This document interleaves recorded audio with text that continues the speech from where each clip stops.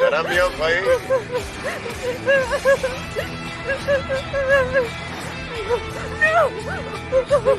کیوشی من اومدم. دود باش دوستتو نجات بده.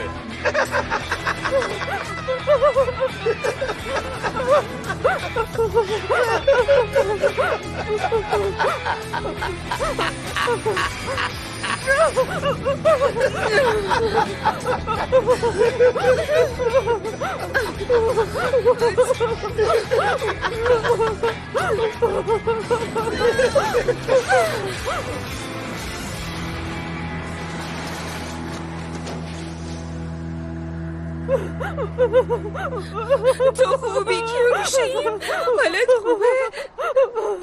چیزیت نشدن کیوشی باشو بیا بریم باشو چیزی نشد. اون مرد مجرم واقعی نیست. چی؟ مجرم واقعی نیست. صبر کن.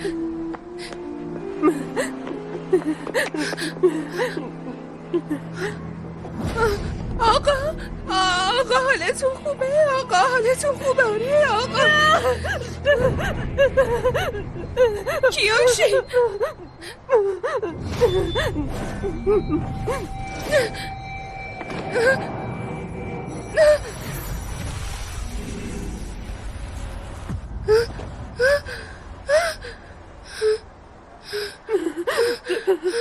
جلو نیا اینجا.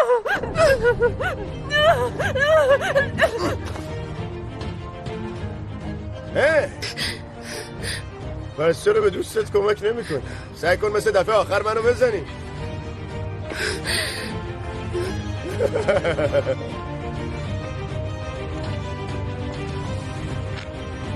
میدونی که اگه به یه آدم بیگناه صدمه بزنم قدرتمو از دست میدم.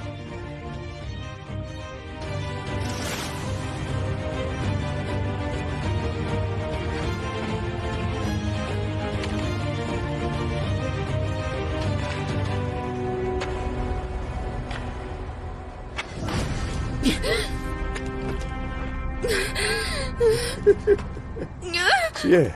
قدرتو تو از دست دادی؟ ها؟ اصلا جالب نیست. من این اسلحه رو به خاطر تو آوردم. حالا چی شده؟ چرا